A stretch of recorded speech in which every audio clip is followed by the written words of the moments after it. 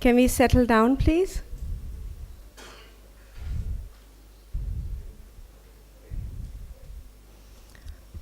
Welcome to our esteemed guests. We are so glad to have you with us and share with all of us your wisdom. Third eye, what does it mean to be able to see beyond the physical? What is the mind's eye? According to various dharmic traditions, the third eye represents a way of seeing with and through intuition. Sometimes referred to as the inner eye, it speaks of peripheral vision or gut feeling, leading to what is called metafocus. Here is our field where the creative blurs edges and forms, where focus doesn't necessarily mean a sharper vision, convergence, but a process, divergence, that allows the bindu to be revealed as the point of both. This is the beginning and end of all, a form of prayer, inner reflection, leading to insights contested but steadied by an unquestioning faith in the life force, where the Madhya Bindu, the central point, is the courtyard which allows the sky to penetrate through the built mass, out of which a silence emerges. iPac 2019 program linking architecture, planning, and design is structured to mirror the dance of this life force through its cycle of creation, preservation, destruction, and rebirth. Healing by design. Here, design is not limited to the verb design or the process of putting together a product, but is significant because it talks of the intention or the program of achieving an end result. Design absolutely needs to acknowledge all those it touches, especially those it has routinely and intentionally ignored. The land itself, with its history, original inhabitants, both man and nature, its natural processes, vegetation, water systems, must come into the equation for a truly democratic resolution. Why? Because every critter counts. Then and only then will the wounds inflicted by greed, politics, divisions, narcissism, and exploitation begin to heal and the design professionals redeem themselves. Randy Hester calls it an ecological democracy that urgently demands a new civic language to elevate discourse, to allow citizens and designers to work together, and to enable the citizenry to make decisions informed by ecological science and native wisdom. This language, he says, is as lofty as life-affirming symbiosis and civic duty, as provocative as living smaller, as explicit as the quarter-mile radius and the scare distance. It gives me immense pleasure to welcome a stalwart in his own right, Professor Dr. Gregory Burgess from Australia. Architect, friend, listener, nurturer, healer. He's here to share with us his wisdom in flux, flow, self, and the world, listening for the voice of connection, his body of work that not only earns him a living, but infuses everyone it touches with his care, compassion, and an unbridled energy and spirit to do right. Student ambassadors with further share Professor Burgess's illustrious career and accolades. We also have with us Professor Akshay Kaul, landscape architect, educator, collaborator, who will present One Drop of Environment, Making Change Relevant, a presentation on his work and philosophy that endeavors to expose stakeholders and professionals to the bottom-up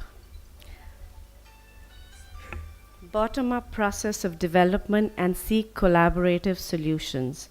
I will invite our student ambassadors, Elvin, a budding architect, and Alvin, an architect already, a budding landscape architect, to now present a small token of appreciation to both our guests, to Professor Burgess for enduring our air quality, and our cricket team during their recent visit down under, and Professor Cole, landscape architect, for agreeing to engage with a sister profession and possibly to influence him for a decision to come teach here again with us.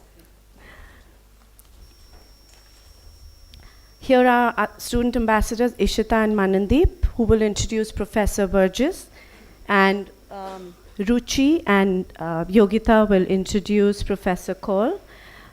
Both the talks will be followed by a short question and answer session. Our student ambassadors will come around collecting questions. Do include your names and classes so we can call upon you to further elaborate if need be. The afternoon sessions with the master students will engage and discuss ways forward about co-creation of our cities, how to recognize, diagnose, engage, and respond for the greater good, solutions that are fair and equitable. How do we make sure we have a shared meaning and healing needed because of the systematic alienation, social, physical, and economic, and if the built environment can help in restoring self-esteem, hope, and well-being. We have some parallel sessions today. Popularizing Architecture, conversation with Sanjoy Roy, Roger Connor, and Dean Vibhuti Sachdev. Designing Parametric Facades, an alumni workshop with Abhishek Bij.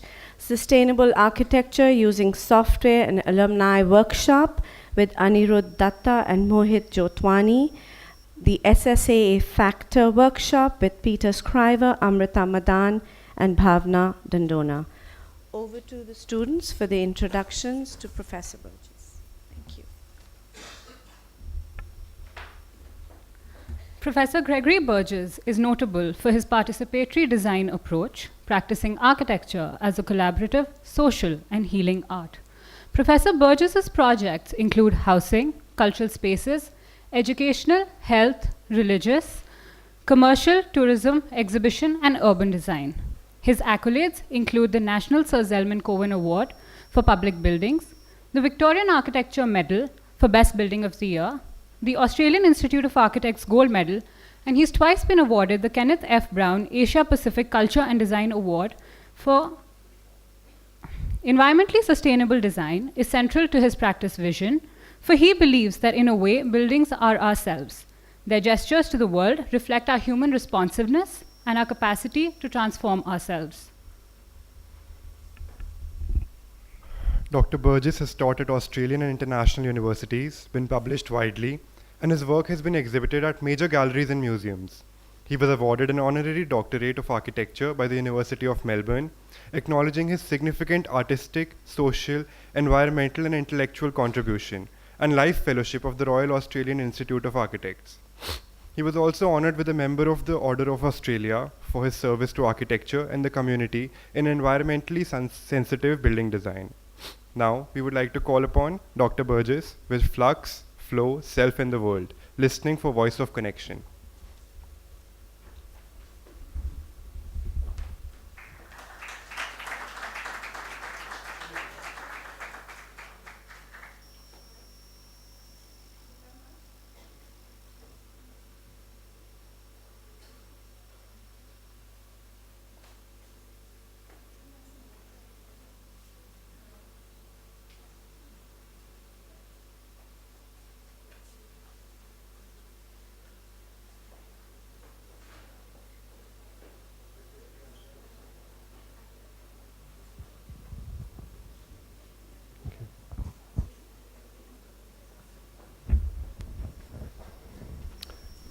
Good morning, and thank you very much to the Sushant School of Art and Architecture for the invitation to join you today.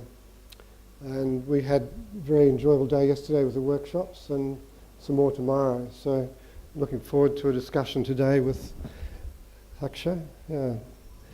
So, where to start on such an occasion? I thought maybe a good idea to get a perspective, and this is one of a very memorable moment from the it'd be 40 years ago, 50 years ago, looking back at the Earth. It's called the pale blue dot. Carl Sagan wrote a very memorable comment on this pale blue dot. This is a moonbeam, and that's the Earth, looking back at the Earth from Voyager 1.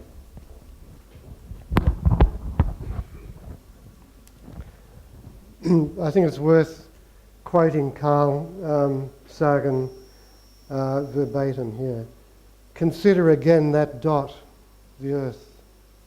That's here, that's home, that's us. On it, everyone you love, everyone you know, everyone you ever heard of, every human being who ever was, lived out their lives. The aggregate of joy and suffering, thousands of confident religions, ideologies, and economic doctrines, every hunter and forager, every hero and coward, every creator and destroyer of civilization, every king and peasant, every young couple in love, every mother and father, hopeful child, inventor and explorer, every teacher of morals, every corrupt politician, every superstar, every supreme leader, every saint and sinner in the history of our species lived here, on a mote of dust, suspended in a sunbeam. I haven't got my...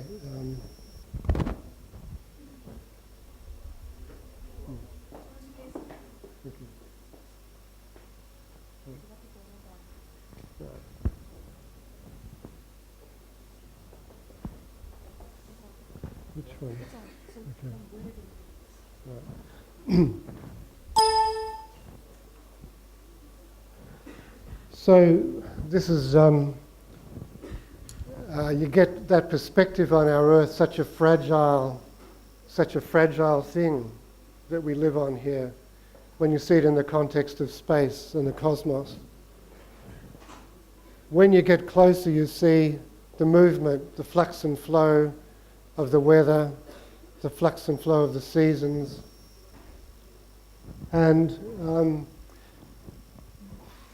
with the Earth, we're now the guardians of its health.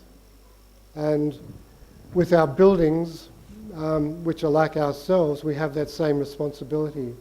We're guardians of the Earth, we're guardians of our vocation, making architecture or making landscape. And Rudolf Steiner, the very profound philosopher and spiritual scientist, made a comment about our buildings that because they destroy part of the environment in being made and built, perhaps they could redeem that destruction by having healing qualities that could contribute back to our world. And I suppose I've taken that idea quite literally, that we do have a role here for the health and the healing of the planet as well as each other. When the flux and flow gets blocked, like in so many places, this is an example some might even know, in Chennai, in Tamil Nadu, where I've actually done some collaboration with the healing of this estuary of the Adyar River in Chennai. And when you get blockages in the environment, as it is in us as human beings, there needs to be a process of unblocking. And what is that process? What is the approach to the way back to health?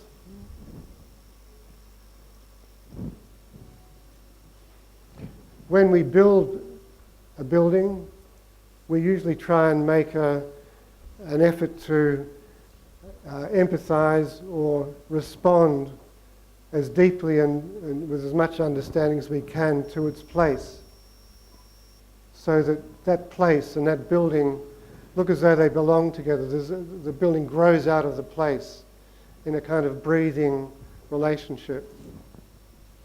And these are just a series of both our models and some artists' work, giving a sense of flux and flow in nature, flux and flow in artistic work, flux and flow in architecture.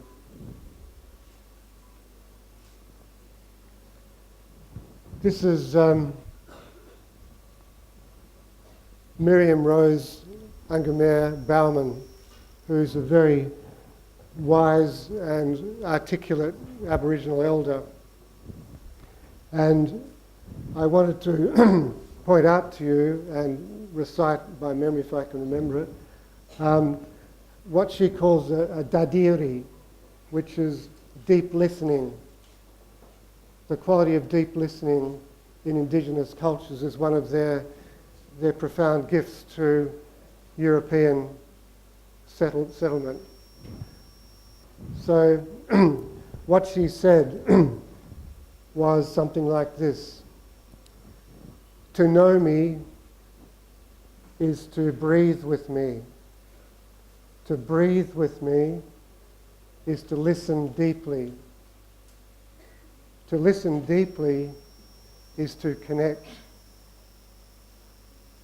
And I think it's a very simple thing, but it's also a profound wisdom there for mental and spiritual health, but also our connections with nature, our connections with each other, our connections with the cosmos, the whole cosmos. Architecture mediates between the cosmos and our bodies and souls and spirit, so that there's a balance in architecture between containment and openness. Those two qualities, containment and openness, the way the building breathes and connects us.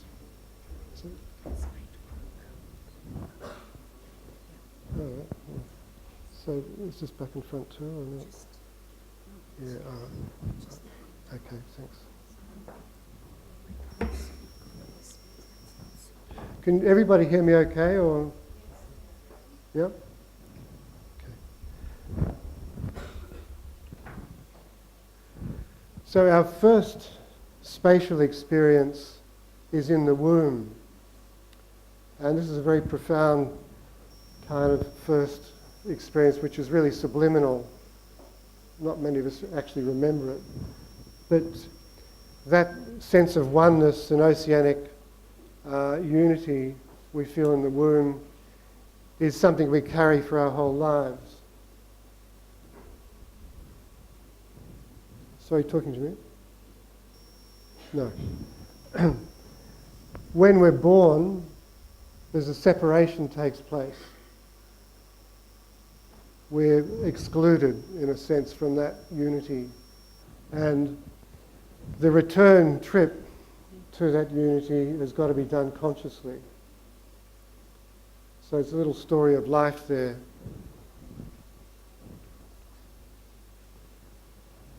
This just indicates what a lot of people in the world believe, that we descend from spirit. We are born, we're embodied and ensouled in the world. We die and we return to spirit. So there's sort of a nice symmetry there as to what many people believe. This is from an etching from Iceland, an etching on a reindeer kind of horn of the storyteller. And he's got one eye shut, one eye open, and the softer edge of the inner eye and the harder edge of reality and human relationships. But it's a reminder of keeping the two worlds in view, which is not something that is very common actually, but it's a reminder that both logos, if you like, and mythos, the eye turned inward, the eye turned outward, really, when they're put together, like this sort of geometry here, the middle space, or the third eye space, if you like, is binocular. So it's a reminder about the spiritual world, or the unseen world, the invisible world, being just as important as the visible world.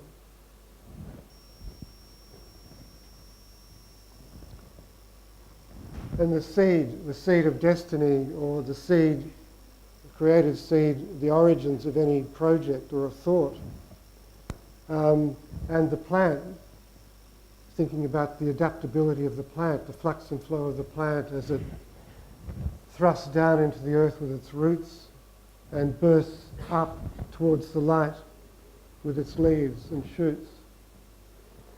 And this is, I suppose, is a metaphor too for life, that we don't know our destiny, it's an uncertainty. And we're always carrying the question, is this the right thing I'm doing? Am I living my life as I was meant to, as I came in with it? So carrying that question is a very important part, I think, of being human, but also being an architect, as to what our deeper vocation is and how we might do it.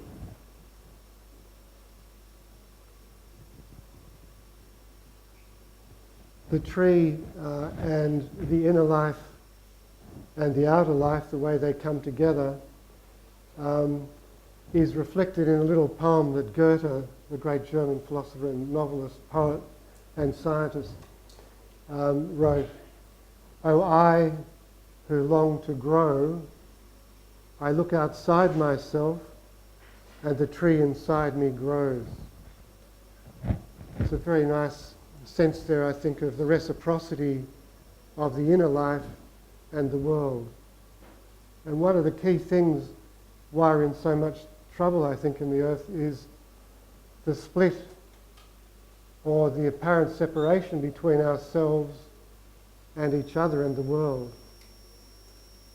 How do we heal that separation, which, as we've seen, is a very profound subliminal thing? We've got a sense of unity, but we're also alienated and separated, or we believe we are.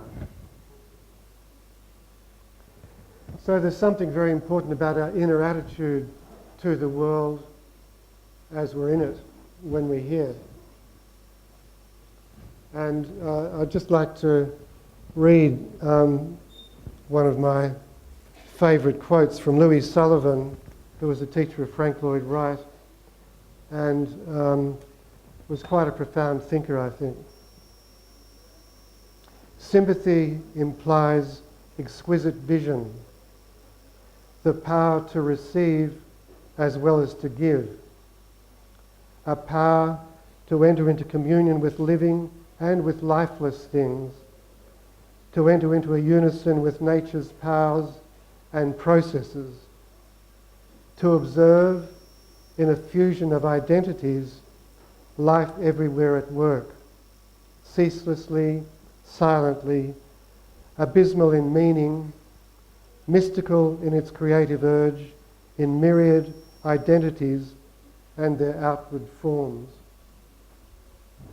I think Louis Sullivan's sense there is probably worth considering deeply for application in education.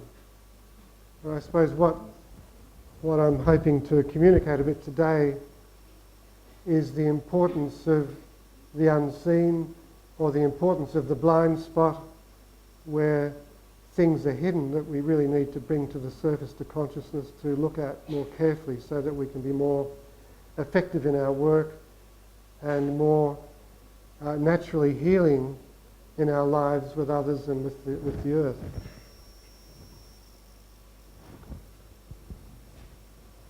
And there's people like Marko Pogacnik, who's a Slovenian sculptor who works with a kind of acupuncture, earth acupuncture.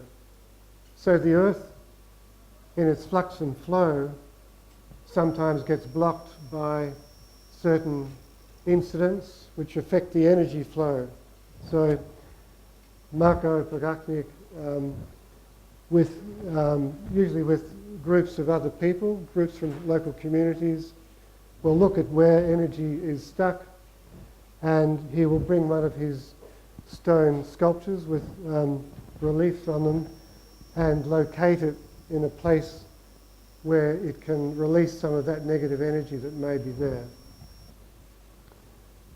As part of that, small groups will gather in a circle and around the spot and sing or dance or bring consciousness to that place, or with prayer, for example.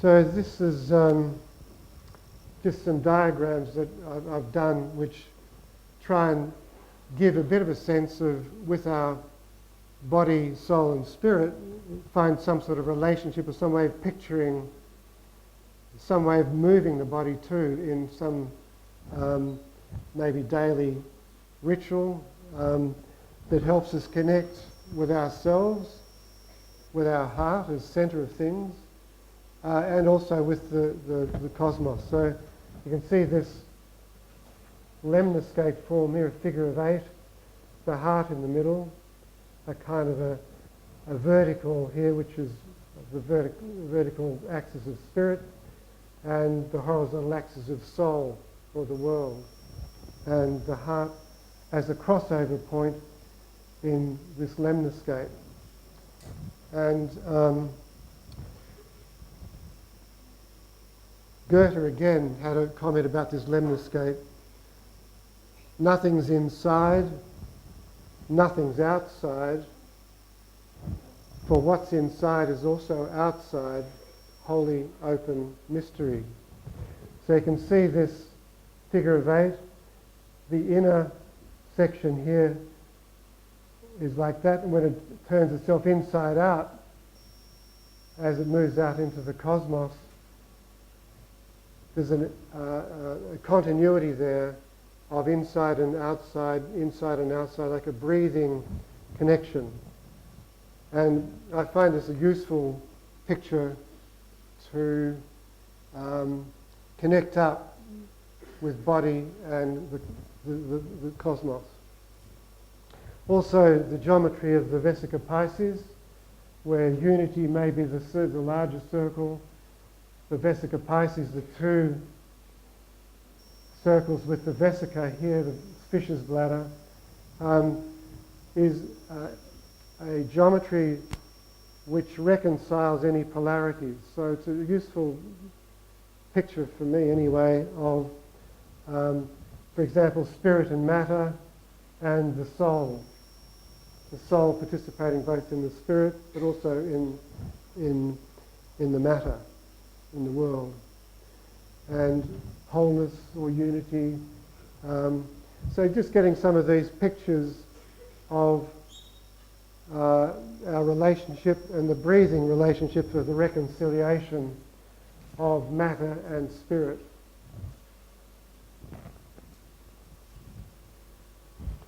So then this is actually a photo of the formation of a nebulous. So the geometry of the Vesica Pisces is actually out there in nature as a living geometry. So flux and flow we have in our lives too. There's a kind of a 7-year rhythm, or we have crises, we have release from the crises. There's a contraction and an expansion which we're involved with at some point along that undulation, that waveform, depending on where you are in your life, I suppose. So that, and then at times, with that contraction, how do you get out of it?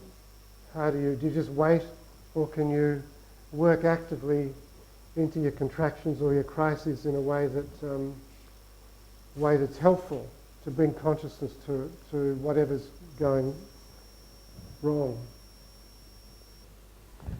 So I just thought I'd share a personal experience, one of blockage, one of the need to clear, and because I think it's an issue here is, as architects or designers, what is our relationship between our work and ourselves, our own life?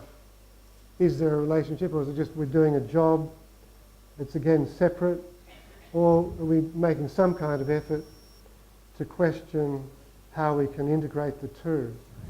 So and this is my I suppose epiphany, my personal epiphany, when it happened to me when I was in my early 30s, early to mid 30s, where I was in deep crisis. My brother had just suicided. I was ending a long-term relationship, and I was invited to participate in an exhibition with 3 architect friends at a gallery. In other words, going public. And that was a very, very difficult moment for me, feeling a bit vulnerable, a bit fragile, and yet wanting to participate in this exhibition with these friends, and feeling I didn't really know myself.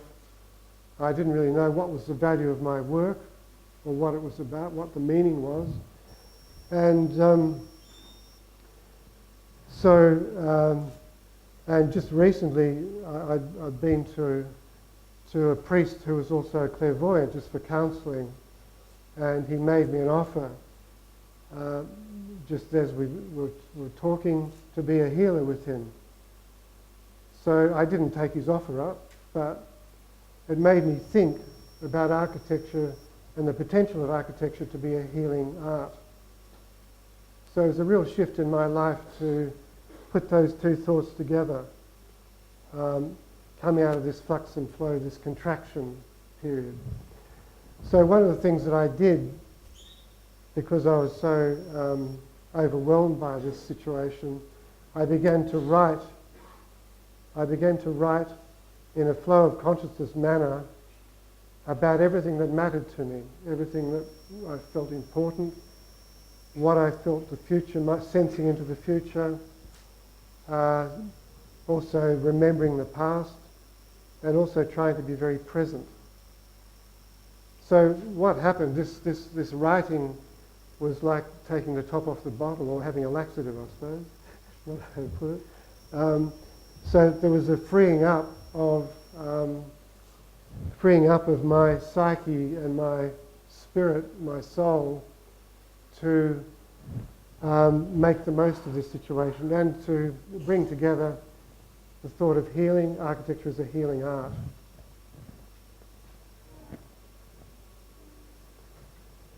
We move now into a few projects, and this is a project in a very dramatic mountainous country to the west of Melbourne for 5 different Indigenous communities who are a very wide-flung country, 5 disparate countries, but in the same district.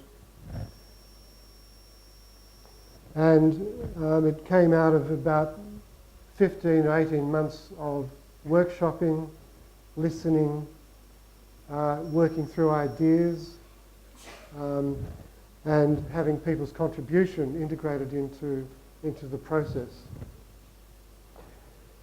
These are people who historically, like many people, Indigenous people in Australia, had been suffering genocide, very intentional killings with poisoned flour, being driven off cliffs into the sea, being shot by the settlers who were coming in. So Australia's colonial history, I suppose, like India, is a very double-edged thing. So the building, as part of this process, has a sense of both the suffering but also hope. So you get a bit of a sense of the form of the roof, which also relates to the mountains. but it also relates to a bird in flight, like Bunjil the eagle, who was the god creator of this area, or a cockatoo. But you sense there's a sort of a poise there between the hope and the suffering, or the lift and the buckle. So this was important to me, that the difficult part of this history was not just ignored. We're not just talking about making a pretty building. We're talking about a building that embodies this suffering and is some kind of attempt at reconciliation and holding open the future. It was originally set up for protecting some of these paintings in many caves or shelters around the mountains in this area. And see, this is a version of Bunjil over here on the right with his two dogs. Bunjil also became a star in the sky, so there's a sort of two levels of living with Bunjil. He was at one on the earth, but he was also in the sky.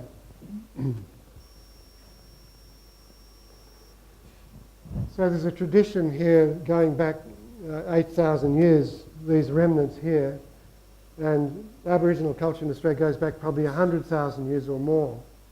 So it's the oldest living culture on earth. And there is some traditions of housing.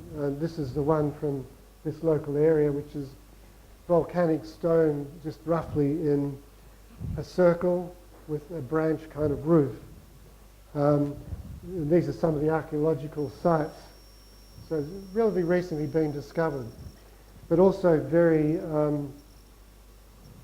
sophisticated hydrology, the design of eel and fish traps associated with streams using rocks, and a traditional net that's put over the gaps in the rocks to try and catch the eels and the fish in season.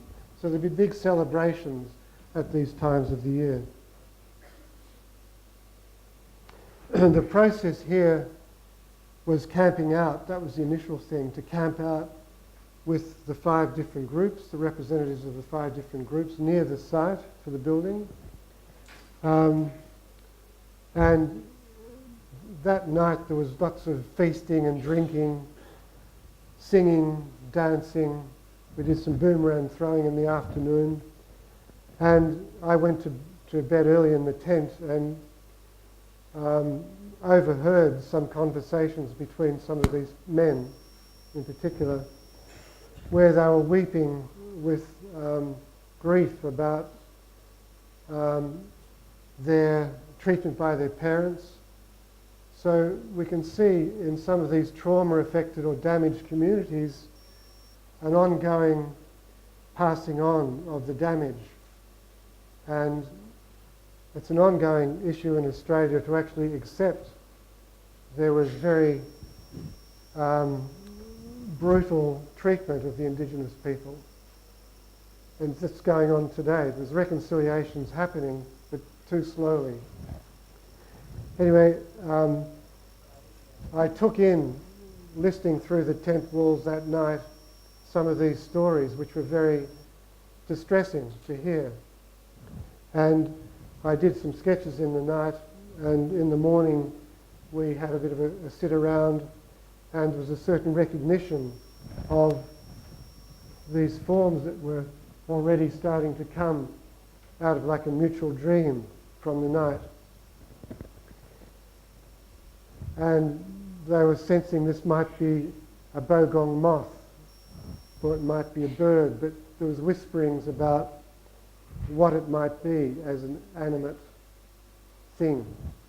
There seems to be an importance there for Indigenous people to feel the animation of form with life and meaning, which is not always the case with architects, I think. There's a lot of buildings tend to be squeezed dry of life, an organic living quality that could be there.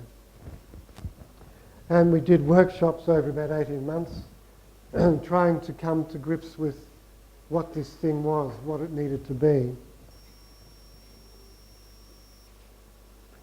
And working out the approach and how we'd change the landscape. This was a sort of a cleared valley by a creek.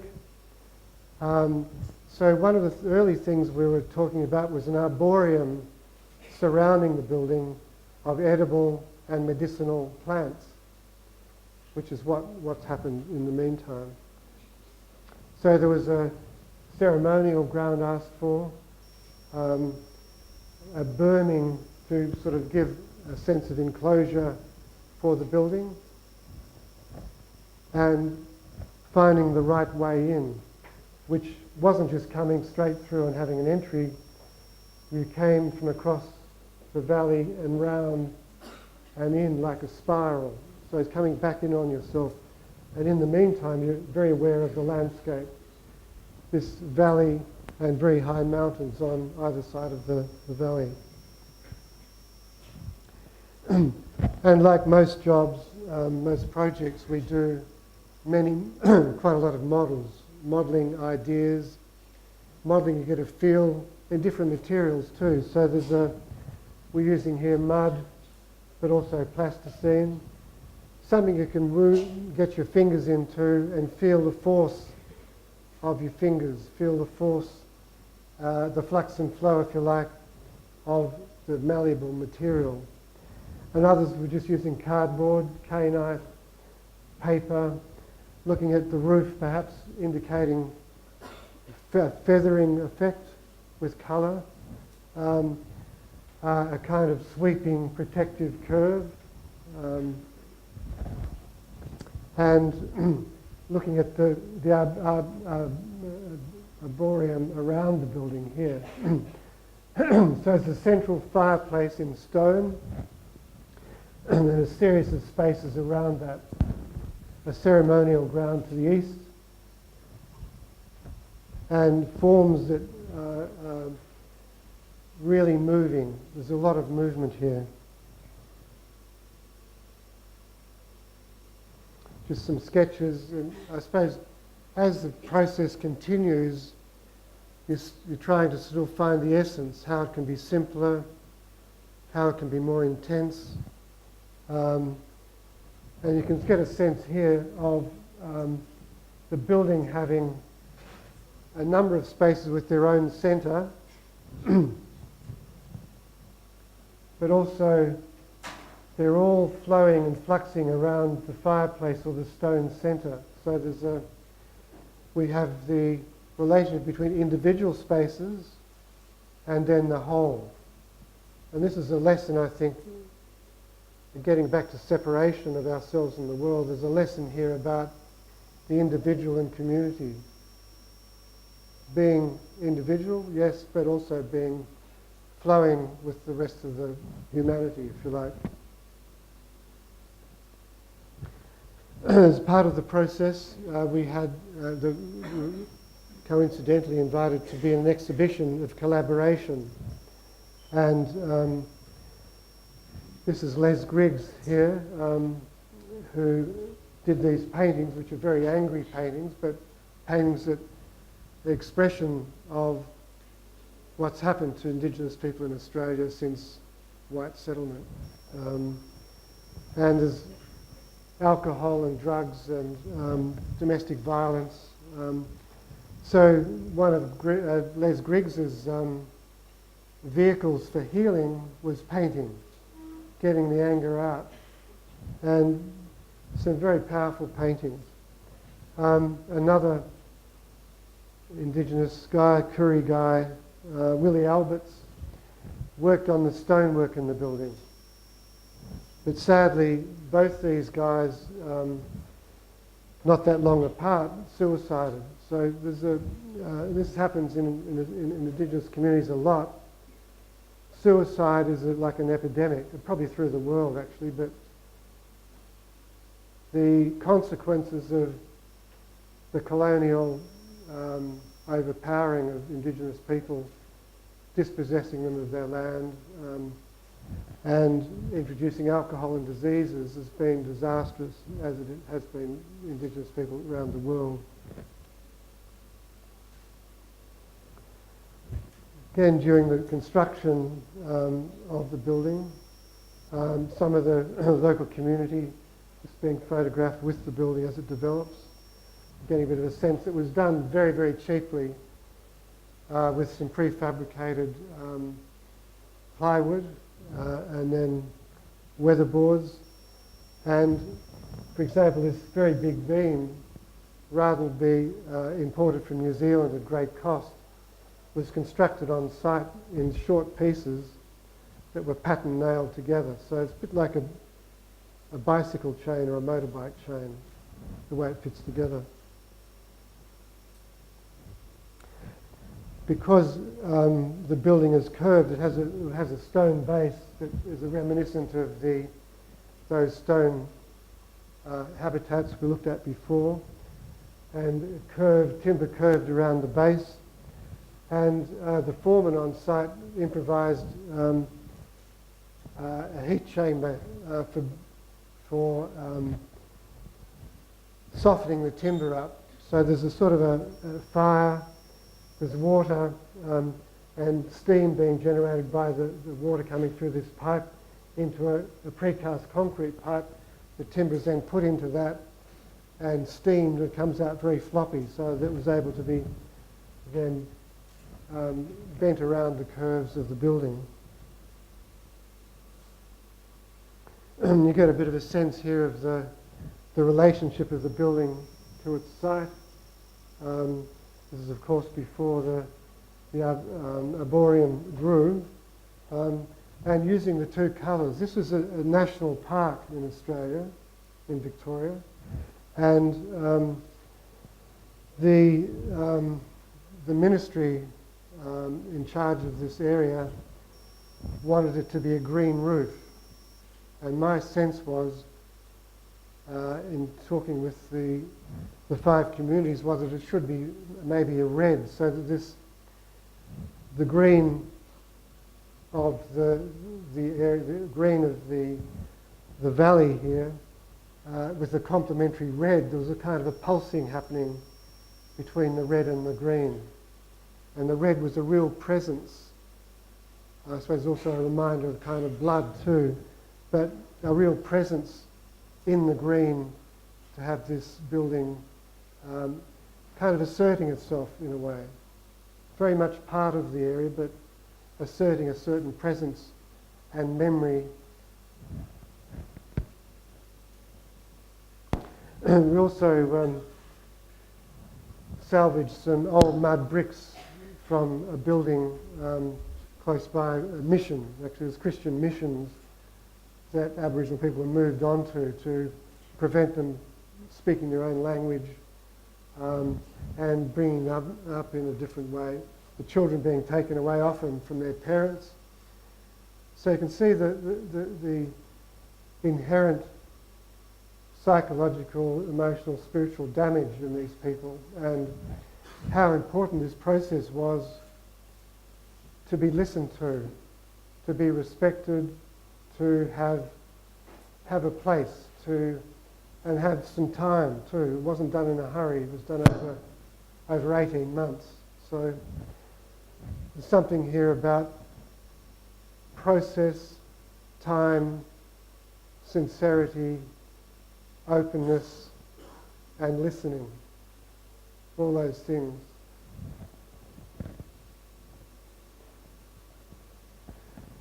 Inside, this is the central fireplace I was talking about before, the stone, and it works as a kind of heart. When it warms up in the winter, it radiates to the whole building. It's also a place like a shelter for sitting around for storytelling. So this is the hearth of the building where stories are told and people gather.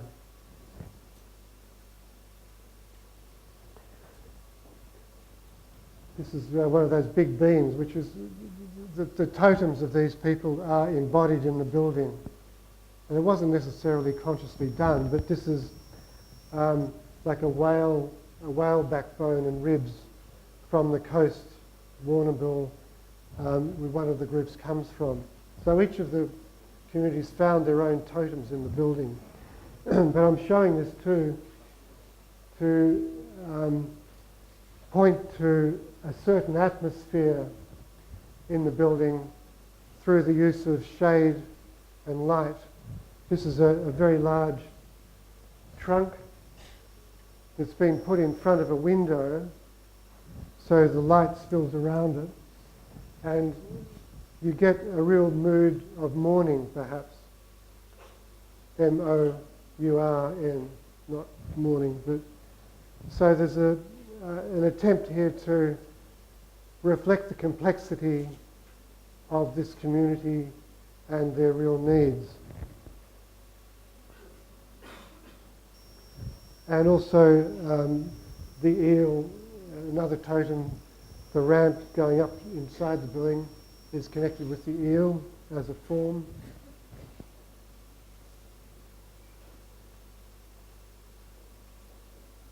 Sort of like a forest of trees.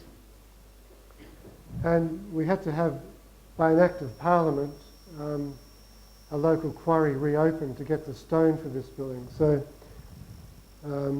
the stone on the floor is actually just laid on the ground, laid on sand on the ground, so we can keep a connection through to the living earth rather than just be on a concrete slab.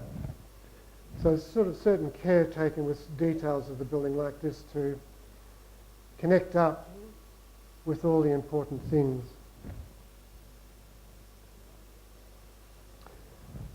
Some of the areas up the top, the way the windows connect up and open with the wider landscape, the ridges of the mountains on either side of the building. You know, the fireplace coming up through the centre as the heart. The opening.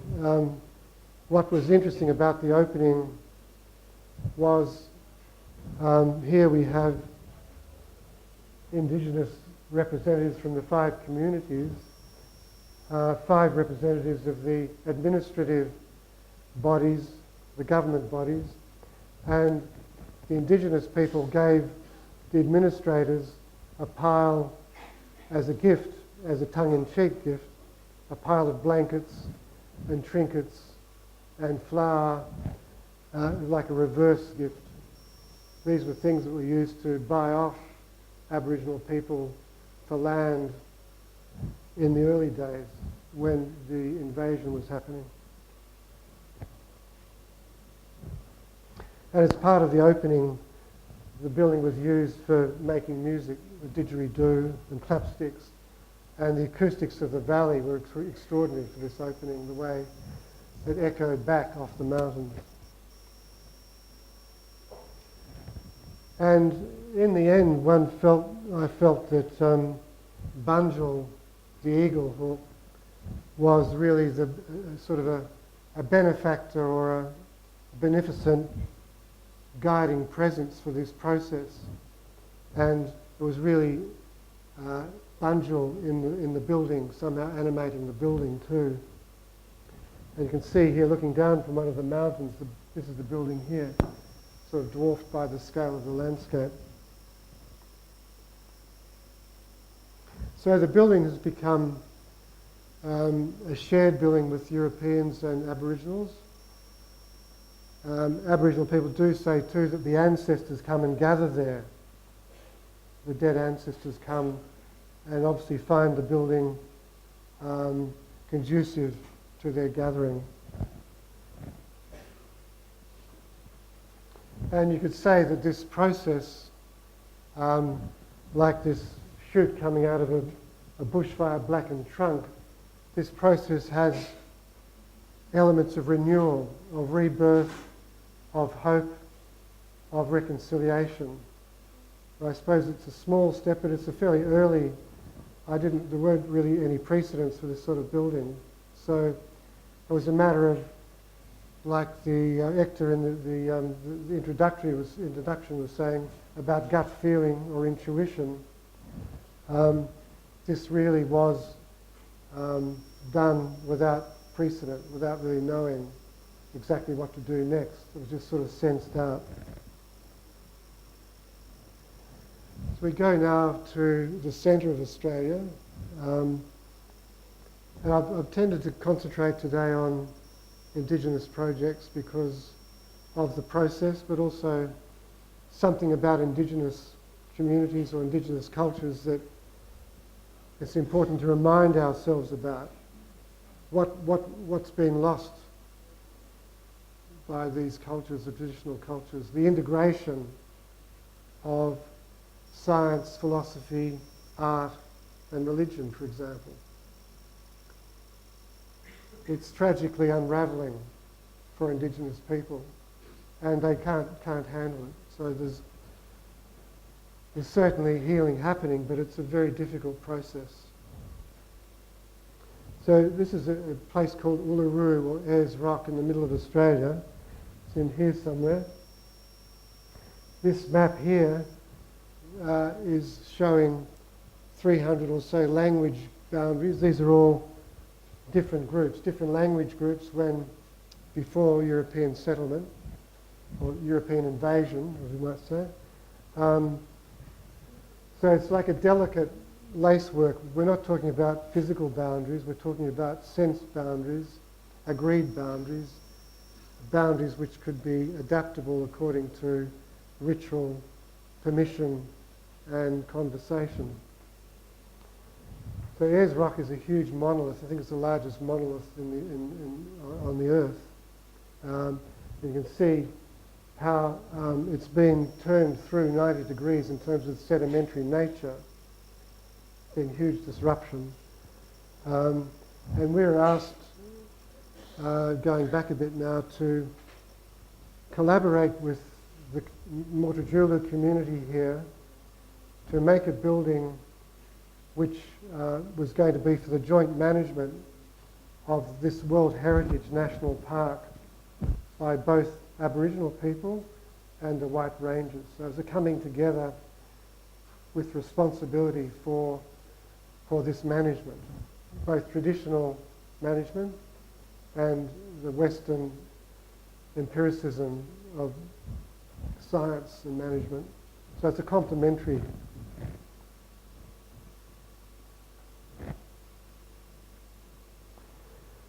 So how do you start? Again, this was a very difficult process to foresee. So we set up, I took up the other people on the team, the landscape architects in particular, and some other industrial designers, and a German woman who'd been gathering stories at Balgo, traditional stories from women. She came because it's always important to have a man and a woman to deal with the men and the women's business. They're very, very discreet and separate things sometimes. Although, so what do we do? So what we did was to sit down around an aerial photograph. Well, we set up a studio in the community first. So we had an open studio to have people come and have coffee, to talk, to get their ideas on what should happen. So I lived there for a month at Uluru in the community. So we began, and Jamawa, who was a key man, he was also the senior lawman. Also, he was a Christian pastor. So he had a foot in both camps, if you like. Unusual man, spoke almost totally in metaphors, very poetic, incredibly poetic, powerful speaker. So we worked around an aerial photograph of the rock, about all the stories that people were carrying about what happened around the rock, what were the events, the mythical events around the rock, and where did all the song lines come in from all thousands of kilometres away, converging on this rock over many thousands of years. So this was the beginnings of getting a bit of an understanding of this land, which is not land as we see it, like visually. This is land that's peopled and animated with beings and with conflicts and with love and hate and and fear. And to point out, this area, which is called the climb, is a sacred songline. It's a sacred track. So the Aboriginal people here get very upset when people die here, because quite a lot of people have died here either having heart attacks or falling off, or it's a very steep climb. But it's also a blasphemous act to climb a sacred track. So just this year, this is probably going back 30 years, this was done.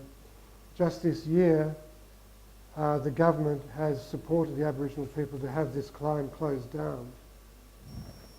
You can see it's quite a dramatic thing to do, and we were asked to do it so we could overview and help select a site for the building. So this process of working in a situation where you don't speak the language, it's a desert environment, which I'm not that used to. The preparation or the work before the work is very important.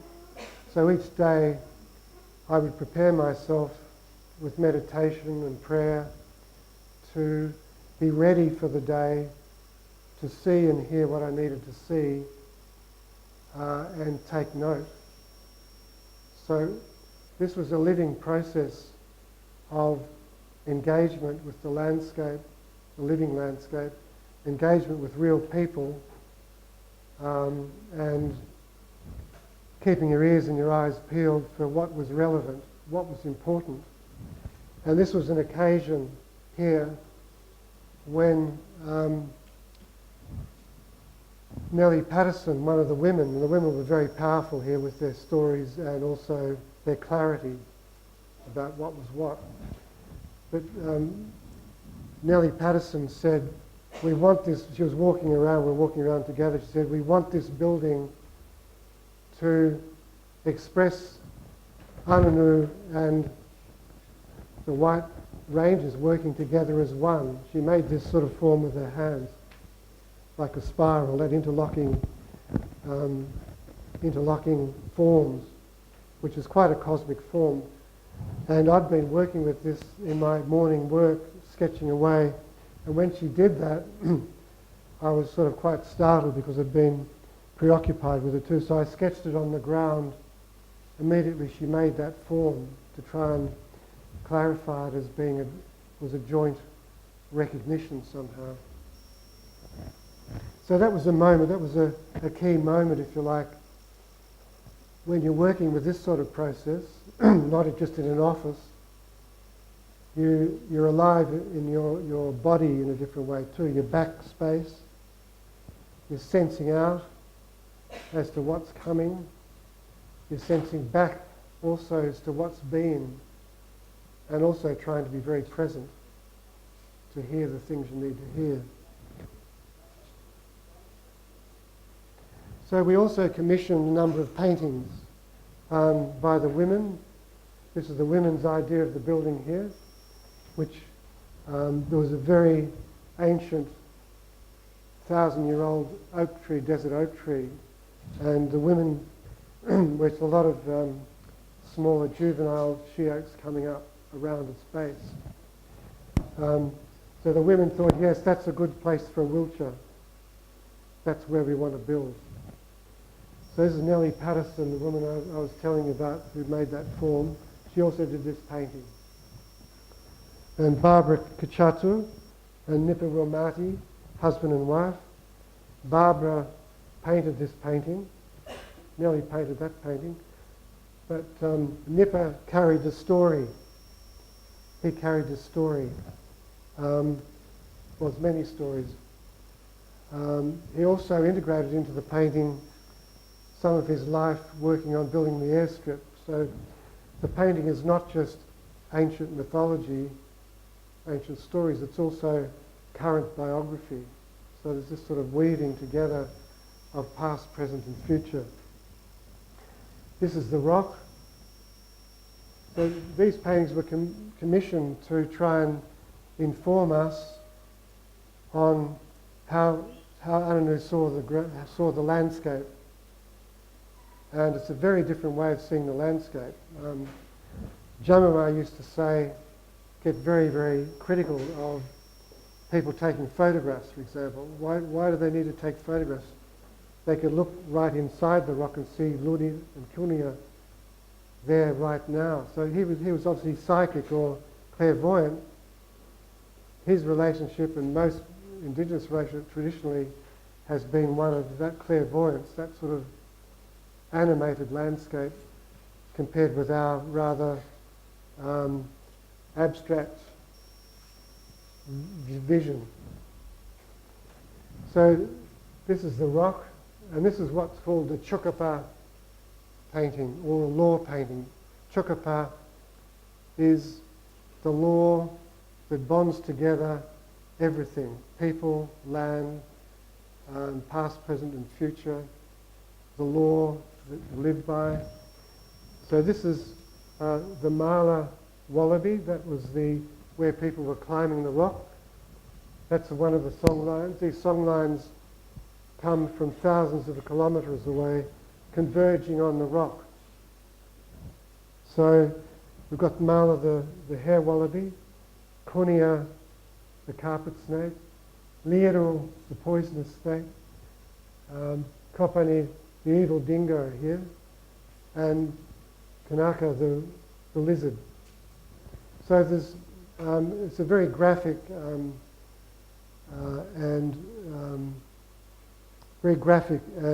meaningful cosmology put into a painting. So during that month I was there, day to day these things were happening. We're getting somewhere, it seems to go backwards or sideways. These are some of the sketches I was doing. Also, people in the community were making drawings, and Nellie made that form with her hands. I made a model while I was there. And also wondering how, the women having said this is where we want the building to be, around the big desert oak, how was I going to work with the brief to find how to lay out the building? And so I had taken a pendulum, and some of you probably use dowsing or work with a pendulum to dowsing, which is really just your body, I think, helping. So I laid out the building according to questions I asked of the land. So it was like a direct conversation with the land here of where to put the spaces from the brief. So I'd get a direction and then a number of paces to the centre of that space. So this drawing here, I think, was really what I'd done from those meetings with the land and asking the questions. So that was a mysterious process, because I couldn't quite work out why it seemed to be breaking into two parts. I was expecting it to be a series of, or a one large building. It was breaking into two parts, and when I sort of had the meeting with the Anunuru, they recognised these two parts as Kunia and Liru, the two sacred snakes, who had a battle right where the building was going to be. This was like an extraordinary synchronicity, I suppose, as seems to work out when you're in tune with the flux and flow of energies and people. And that's the development of this. Then was the model. You can see clearly the two parts, and from then on they became known as Liru and Kunia, the two snakes. So it wasn't as if the architect saying let's do snakes. It came sort of organically out of the process of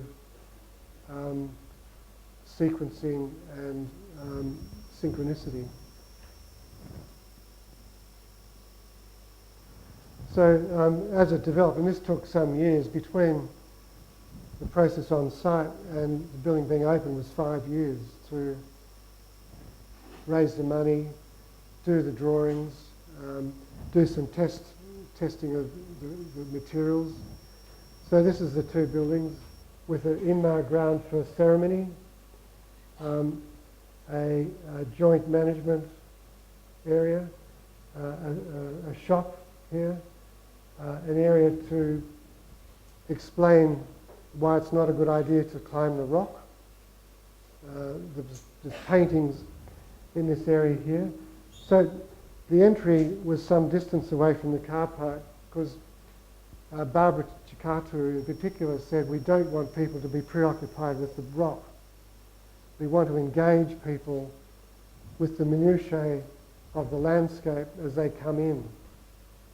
And then to come to the entry point and then look up and see the building like a surprise. And then turn back into the entry. So this is the line through the landscape coming in, and this then it comes back on yourself here. So this is an edge, a veranda edge, and then getting internal here, the mood changes, the light drops, and then people come into the area where the paintings are. And then there's these breathing areas through the solid areas. So the building's kind of in touch with the landscape. You're looking out, you're looking in, you get a sense of open space, a flux and flow. Well, it's been termed by Mimi Lebel, an American architect, archaeologist, the Great Spirit. One of the characteristics of the Great Spirit, which is this time, this kind of culture, is that the energies need to flux and flow and not be impeded. So part of the building, I think, helps to keep the energies flowing, not to block them. Down here, the model, you can see the plan and the model. And in the model, this is the final model. We did a lot of preliminary models. And we did some testing using the sand from the site to test it, using it for walls. Being a hot, arid environment, this thermal walls become a very good way of trying to stabilise the temperature. So we're just testing those here with some walls and also testing them for painting, how they were going to sort of work for the painting. So you can see the relationship here between the rock and the building and the road in and around the rock. The materials are sand brick walls. The roof is bloodwood shingles and copper. Couple of shots near around the entry where the entry's coming in. Just comment here on the guy in the wheelchair. A lot of the young people here, when I was there, had kind of, you know, their t-shirts up and had a can of petrol under their t-shirt, sniffing petrol. So quite a few young people here were having brain damage from sniffing petrol. So the coming to terms with living there, domestic violence and alcohol abuse and petrol sniffing, I mean, it's sort of, there's enormous kind of sadness and stress associated with this too. So the process was trying to integrate, I suppose, something positive with this collaboration. You can see here some of the paintings in that long serpentine space. And there's various translations to explain to people what the main stories are and why it's not a good idea to climb the rock, for example. The building's very quiet in its own way, almost kind of disappears at times, and it's kind of withdrawing or advancing it sort of has, it is animated. It does feel like it's alive in a way. It is a very Ananu building, and Ananu want to be the hosts here, not just afterthoughts or oddities. And previously, before the building, the bus drivers used to tell the stories, and they would tell, you know, absolute rubbish stories, not true, no respect. So part of this was Ananu to be hosts for their culture, to share their culture.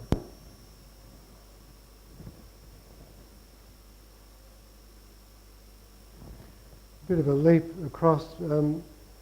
I haven't got much work to show today, but I just wanted to concentrate on a few things. This is in the city. It's a building. It's a space science building for students.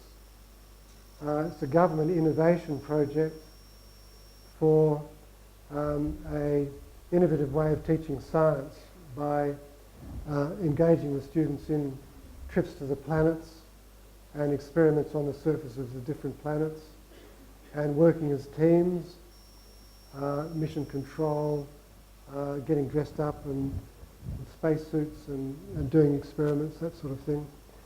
It's part of a secondary school on a very difficult site. There's a very indirect kind of sequence to the entry. It also has live links with NASA and the European Space Agency, so it's a sort of a very interesting building in terms of education and student experience. It's a mixture of kind of theatre and science, serious study, and poetry, I suppose. But at the entry, what is on display is a number of key Aboriginal paintings which are of the creation of the Milky Way and the Pleiades of the Seven Sisters. This is the Milky Way dreaming. This is a reminder about the technology and science of Indigenous cultures is profound, integrated, and very beautiful too. It's the Seven Sisters painting, this one. So these are at the entry to this space, this building, as reminders of the depth of Aboriginal connection with the sky. You can see this form happening again. It's sort of like a double form. It's dealing with railway tracks, an old creek bed, and a freeway. So these walls are acting as sound barriers as well as enclosing this central space, the entry here, where everything else opens off. We've got here some robot construction studios, laboratories, other laboratories here.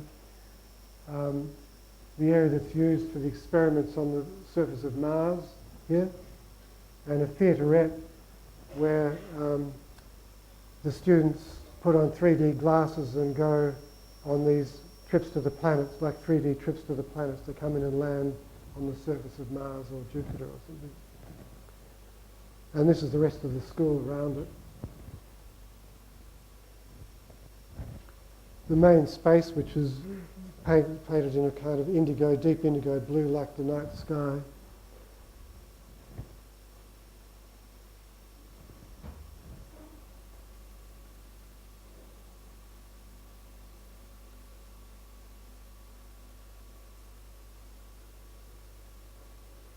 So it's a bit sort of clunky, Doctor Who kind of tongue-in-cheek, some of the interiors, but the students get dressed here in their spacesuits and gear and then go into this capsule and press a button to then find themselves opening another door the other side onto the surface of Mars. So it's like a compact version of what does happen in the spacecraft. This is after they've done the trip in the theaterette.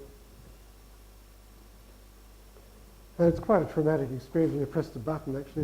The lights are flashing and you feel like you're being transported in time.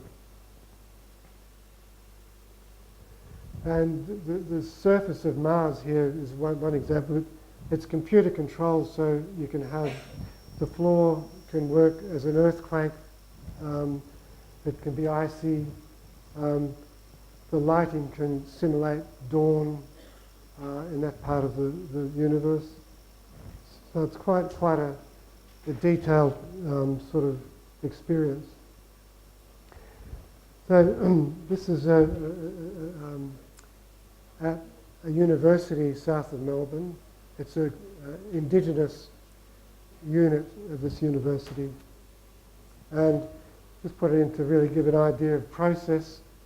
Probably most projects we do are collaborative, and that we try and get the clients articulating what they want, and for quieter people to come forward. So this is like a faculty for Indigenous education. So it's also people come from all over Australia to here because there's some flexibility in timing. It was an existing building, and they had the option of a new building, but they decided they wanted to build onto the existing building, even though it was pretty crappy.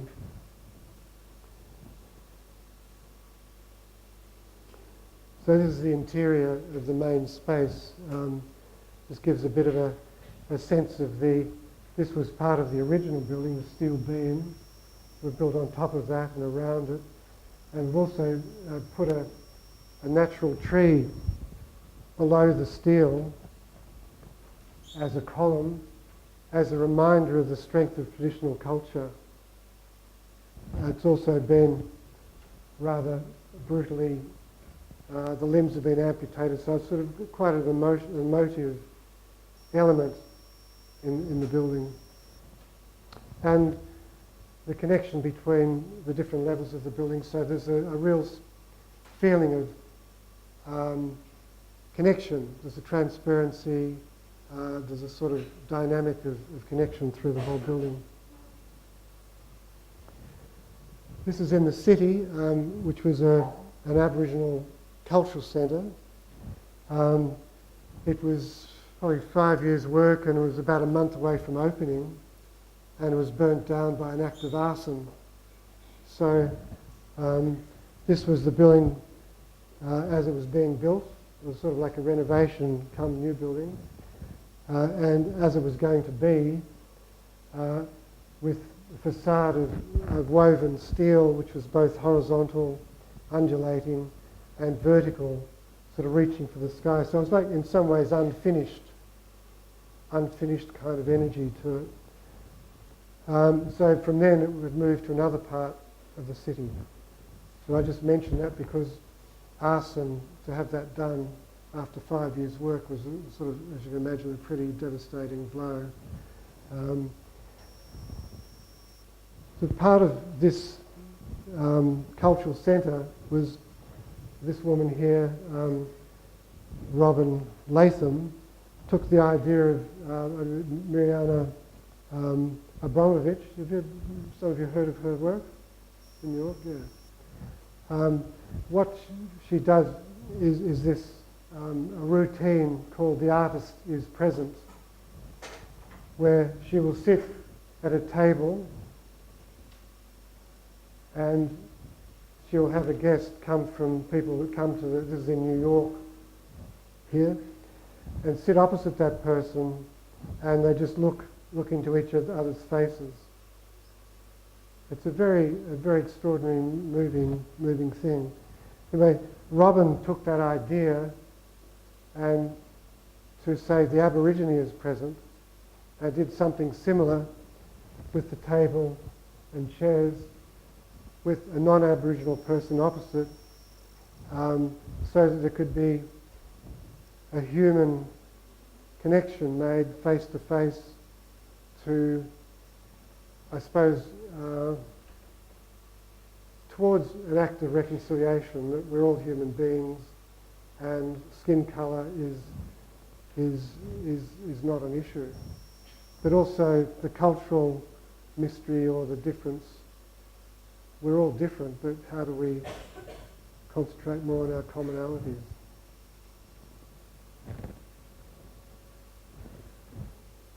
This is Burnham, who there's a real issue in Australia about Australia Day on the 26th of January, which was the day that Australia was so-called discovered by Europeans. And Burnham, and I suppose Aboriginal people see it as Invasion Day, not Australia Day. But Burnham, on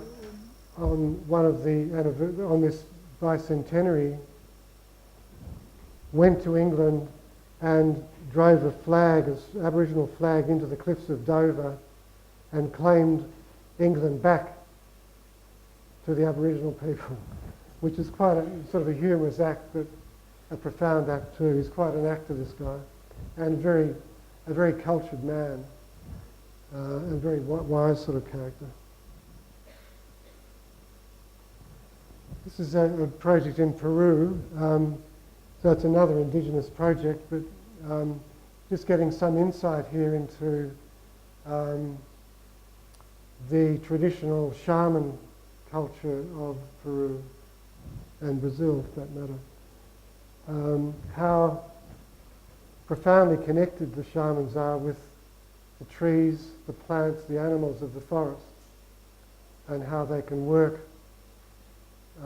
healing processes through, usually through ceremonial space, using a ritual ayahuasca tea. Ayahuasca being, as some of you might know, is a very potent hallucinogenic drug, and I wouldn't recommend it to people. I wasn't going to try it, but I did try it because I thought I'm going to be designing these buildings. I need to know what goes on in them. But it wasn't such a good trip. The shaman and his wife, when people under the influence of this go off somewhere, they sing them back.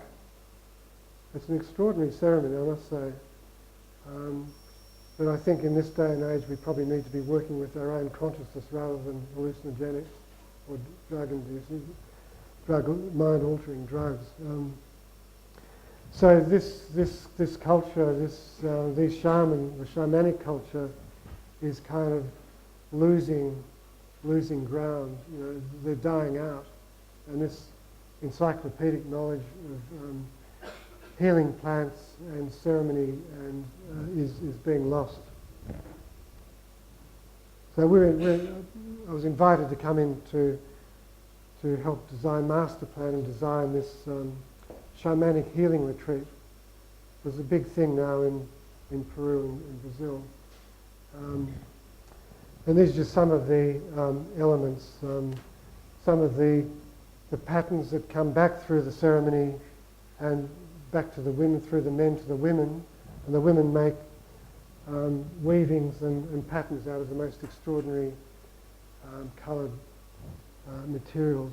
This is the ayahuasca being, the plants have been collected and sort of boiled up over 3 days into a very potent mix.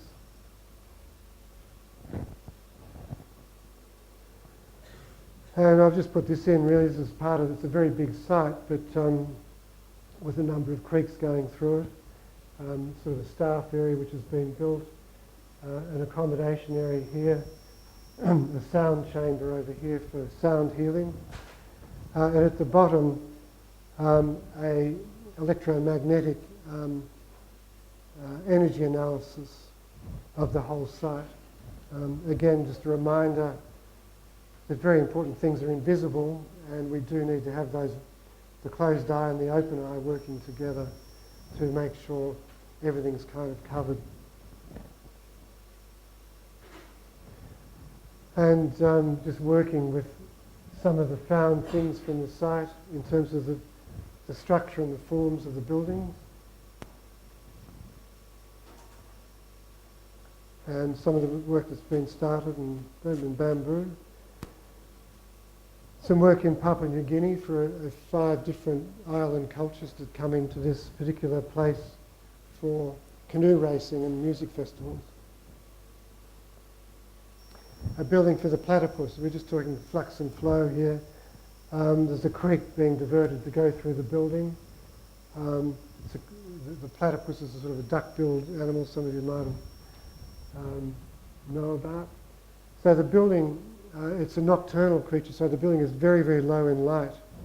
And as you come in, the light levels are architecturally dampened down to then see the display of the animals in this habitat of the creek. And there's a research facility out the back here where the animals can withdraw from the area. A competition for a public square in Melbourne. This is, I suppose, called Federation Square, so it's a thing about federation and combining or separating the states. Remember the Aboriginal network of languages. And working with the river. This is the Yarra River, and the building is a very undulating fluid connector with the river. An environmental park, sustainable project, built on an old quarry, an old rubbish tip, 10-acre tip, and renewal of vegetation along the creek, which has brought the kingfisher back here, so that's part of a new series of festivals. This place works totally on consensus, so it's a very, as an architect, it's quite a challenging process to have everybody agree before anything can happen. So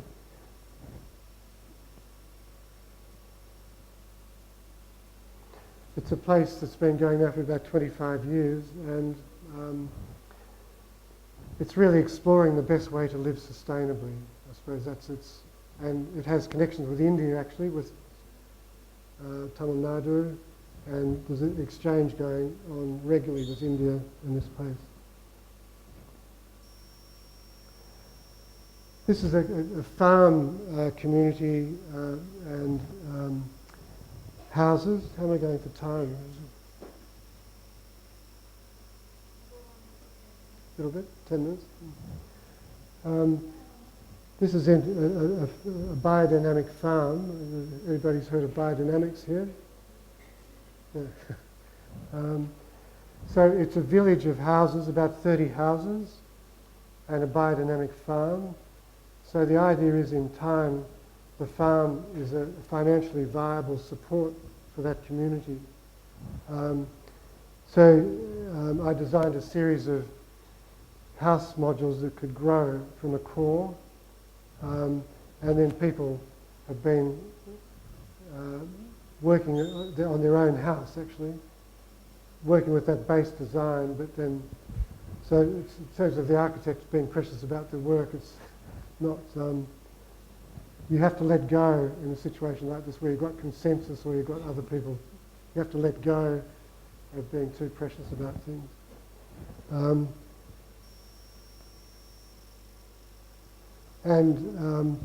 One of these are all just some snaps of life on the farm. It's very early days. There's about half the houses have been built. But what's happening here, as happens in communities, is there's some community conflict going on between strong individuals, and so I find myself as an architect here back up there another time with some other friends working with conflict resolution. So I suppose part of the future seems to be we have to, as architects, we have to be across a few different things and be prepared to get involved not just in making buildings but in the whole social element, the social art of architecture.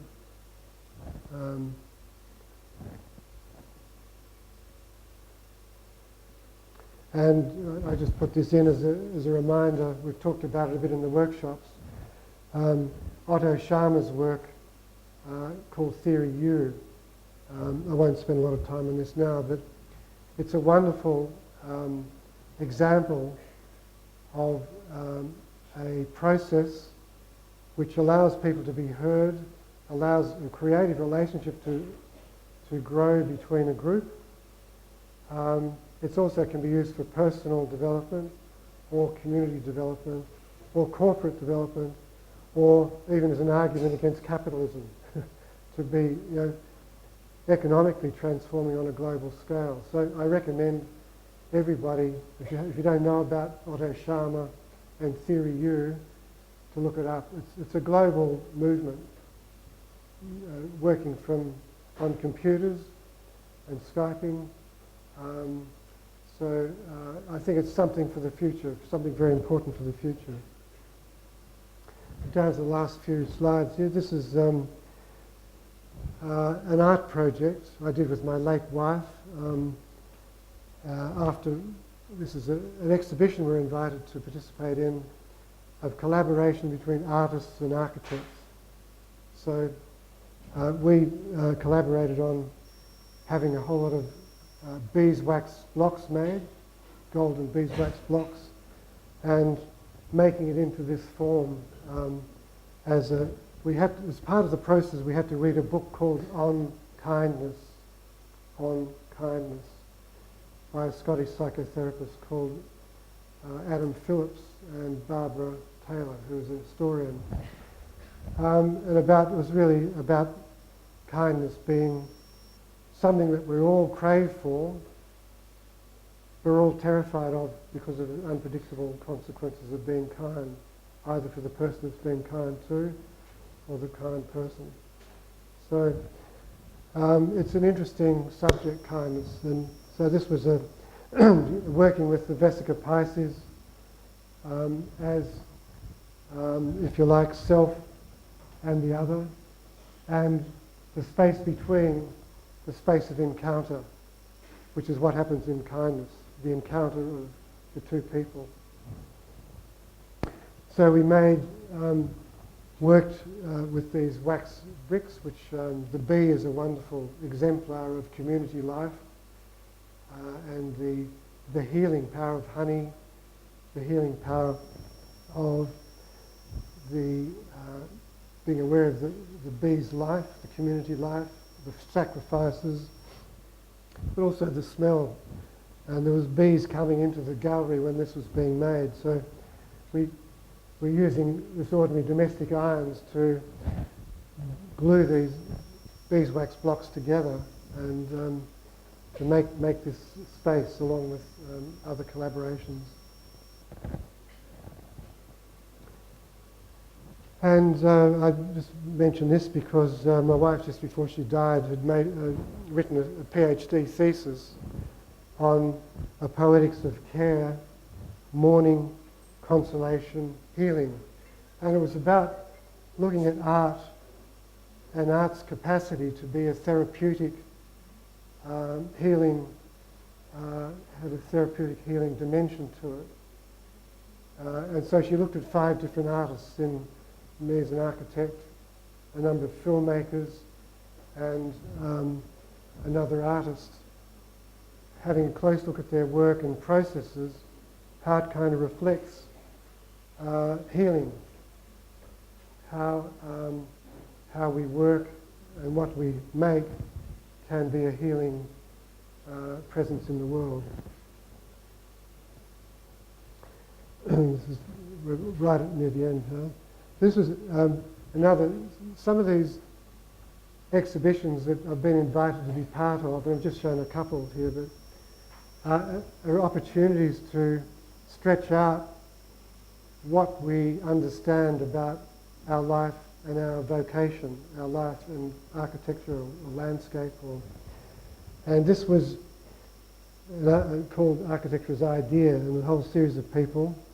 I made this probably 6-metre high tube of galvanised iron, corrugated iron, painted deep sky blue inside. It had a skylight at the top. You had to sort of dip to get inside and stand up and reach up and pull down a counterweight, and the whole top opened like petals of a flower and light sort of flooded in. I called it Enter, Open, Enter, and the caption was something like architecture, like the art of architecture, like the art of life, is a way of transformation. It urges us to reach deep into ourselves and high above ourselves so that we can bear the fruit of our journey, bear and share the fruit of our journey. So I'd collected materials from a neighbour in the country where we have a cottage who was cutting down a lot of trees, and I collected some of the saplings and the bark that was defoliating at that time to make this little structure.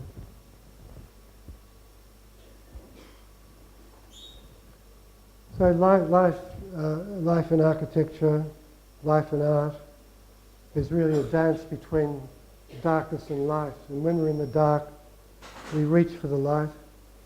We have to really work with both. It's like the two eyes again.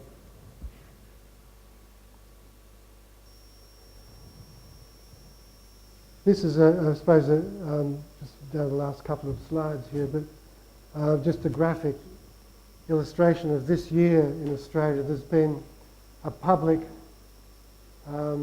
exhibitions about the massacres that occurred for Aboriginal people.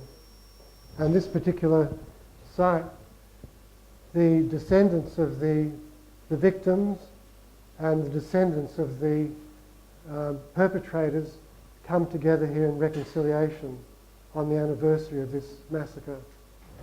And again, as an example of art, an artist has done a piece out on the site of the massacre, which he filmed, set up some cameras, bandaged the trees, and set up some microphones in the trees to hear the exchange of liquids in the trunk and ants crawling through, and a sense of the tree being a witness to this massacre. So the camera has a sense of looking out from that tree through the other trees to the site of the massacre. It's a very potent and moving artwork.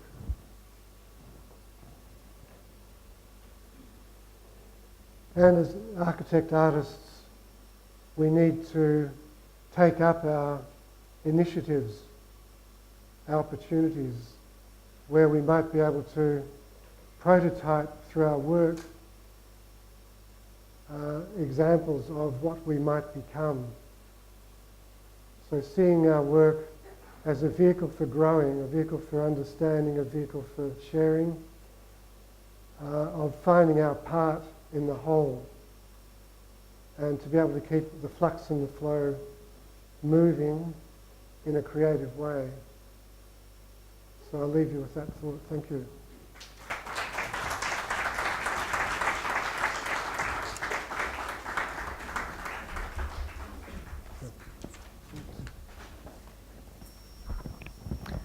Thank you, Professor Burgess. That was, can you hear me? That was enlightening, really. No wonder your practice and your work is upheld as being exemplary for cultural sensitivity, and your work is a powerful embodiment of spirit and the sense of place. And we thank you for sharing your work and your life's mission with us. Which reminds me of a phrase I've heard before, and I don't know what its origins were, oblesse oblige, which means with every blessing comes an obligation. So it is up to us as architects to take our work seriously, and how much we want to invest in it is up to us. So this is for you students. Take it on as passionately as he does. We're going to have Professor Cole.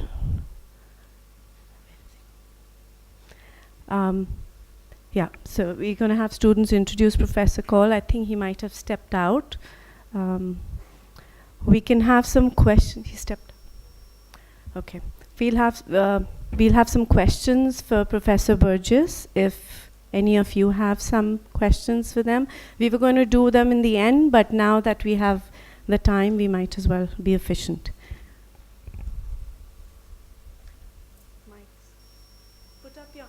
Put up your hands. Any of you that have questions? I hope we have lots. Ishita? Mics?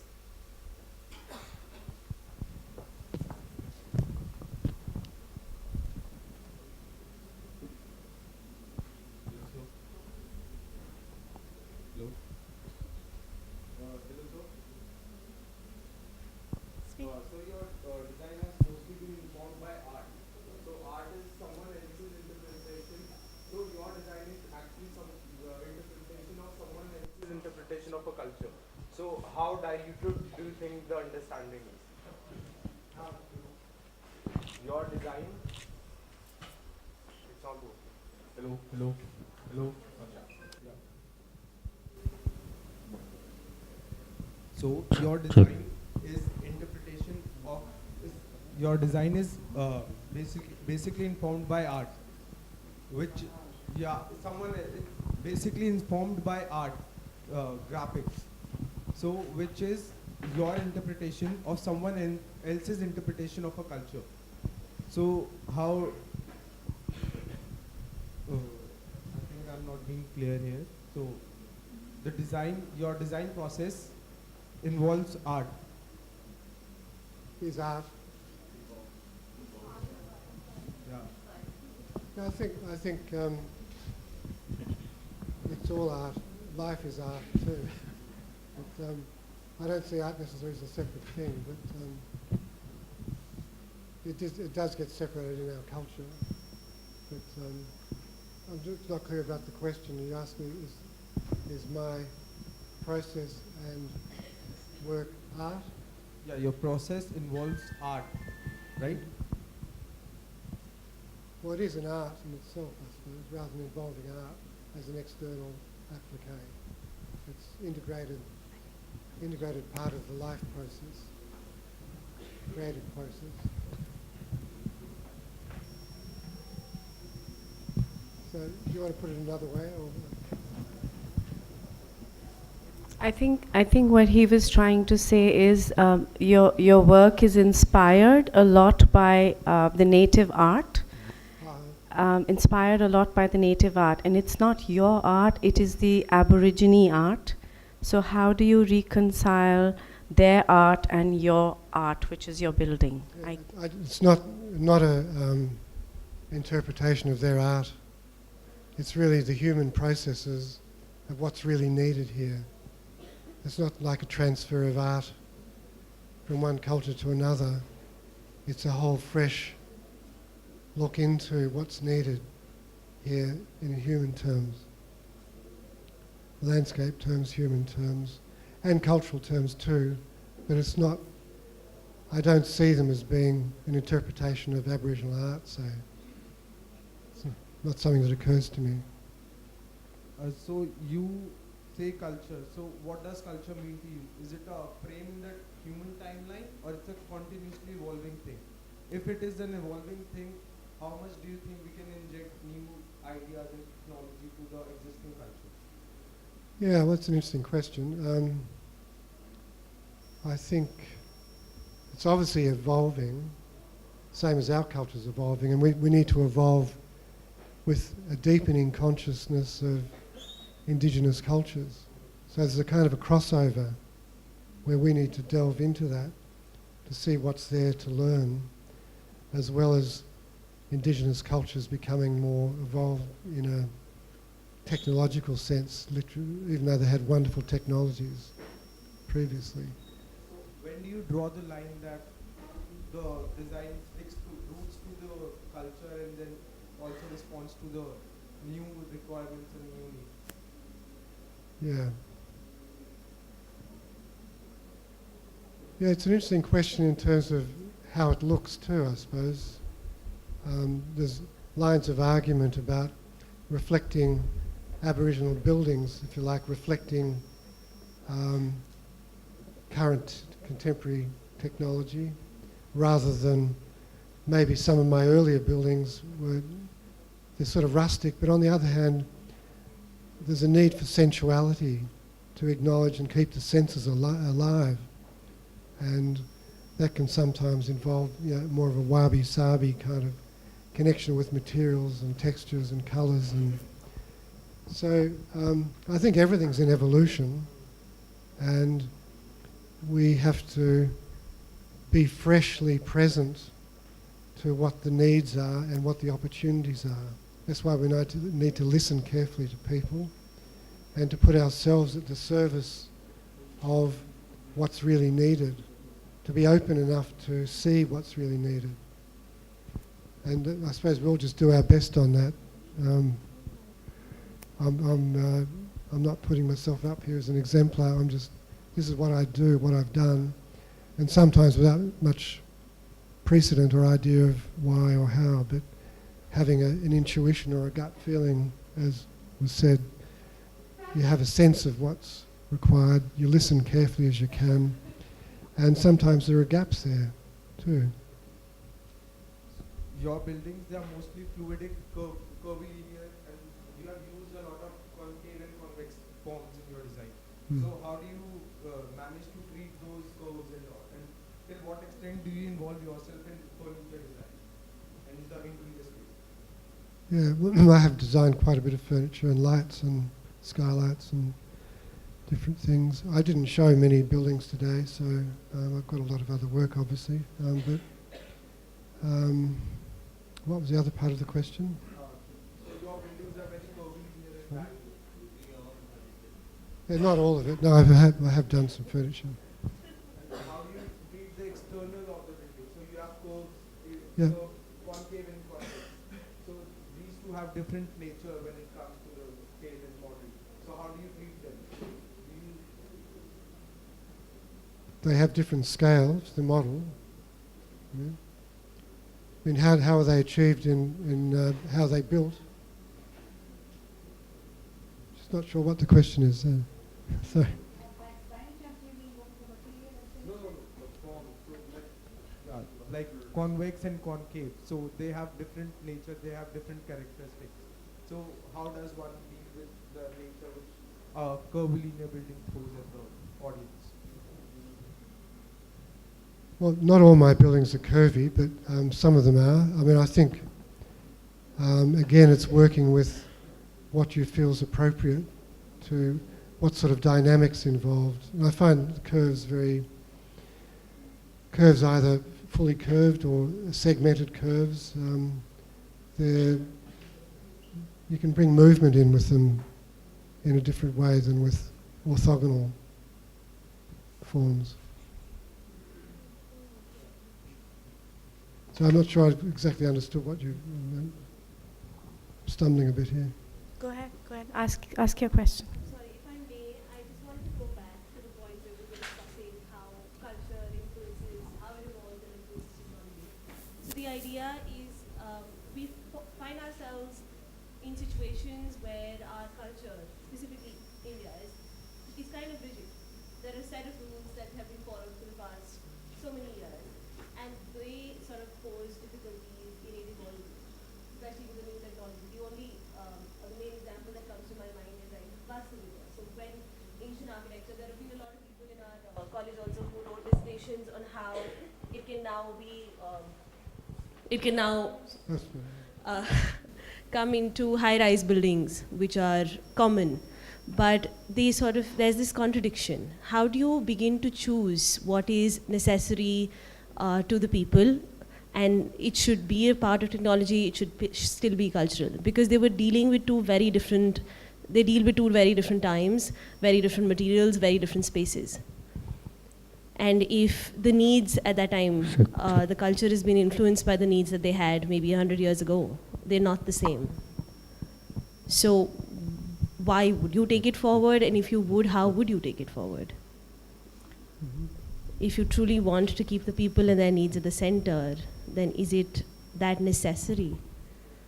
So the question is basically, how do you reconcile your culture with the present, both in terms of technology, in terms of aspirations? How do you reconcile the two? Is that pretty much it? Yeah. Because I feel that they're completely in two different directions at a lot of times. And also in our heads, because we've grown up with those set of rules in our own culture, we find it difficult to move out of it. I think one of the key thoughts there is you have to have your touchstones or your values or what you think matters or is important. I suppose my touchstones tend to be what is human, but you need to understand what is human first. The human being as body, soul and spirit, for example, or it's a very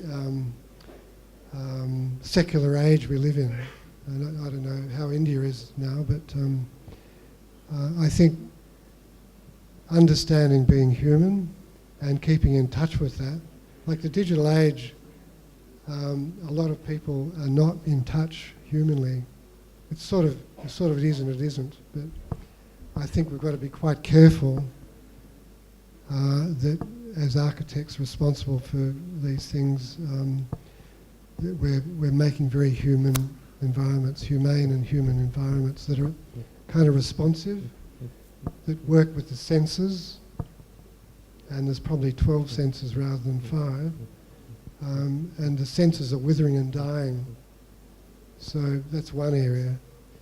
And I suppose how does the human being keep in charge of technology too? Because technology somehow has its own intelligence or its own kind of will, and people are letting go a lot and letting that inhuman will or unhuman will have its way, and I think that's quite dangerous. So I just remind us that being human, what is a human being, what is a human being's needs in relation to technology, and technology is in its place rather than technology driving everything.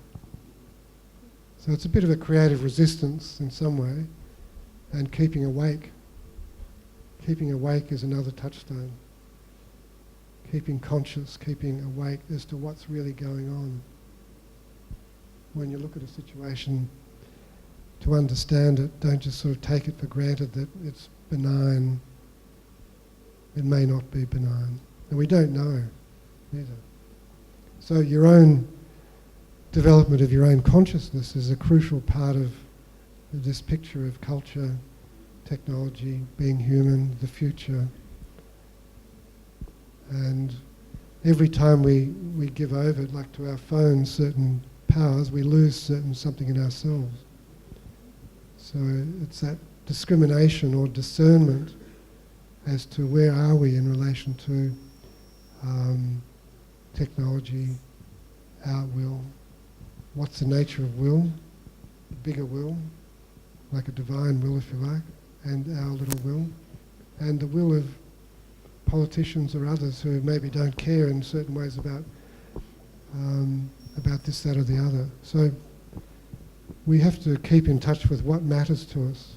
I think I was saying that to the students a bit, that we need to discern and articulate what matters to us, what's important in the world for us to protect or to nurture, or to say that's not on. I don't want. I'm turning away from that. Thank you. Any more questions?